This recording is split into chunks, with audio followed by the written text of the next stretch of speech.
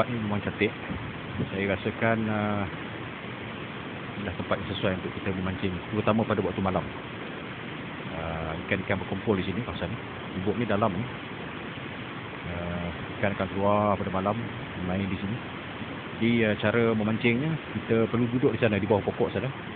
Sana tu ada batu sana tu. Duduk di atas batu tu. Baling umpan kita ke sini. Kita tunggu saja. Dia akan keluar lah daripada batu-batu di bawah tu. Dia akan keluar. Terutama pada waktu malam. Jadi sesuai lah. Ini saya berkeyakinan jika kita duduk di sini pada waktu malam, kita boleh dapat besar-besar dan banyak di sini ikan. Di sini pun boleh, kalau atas sini tempat saya berdiri, mancing di sini pun boleh, tapi tidak berapa sesuai kerana terlalu dekat.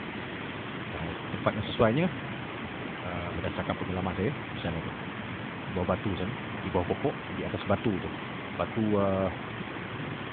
memanjang tu, duduk atas batu memanjang tu, baling umpan kita ke sini. InsyaAllah dapat sebesar, dapat banyak-banyak. Malam ni saya akan sampai ke sini. Sekarang ni saya waktu petang ni. Malam selepas maghrib, saya akan datang semula ke tempat ni. InsyaAllah akan dapat hasil yang bagus, yang lumayan. Assalamualaikum.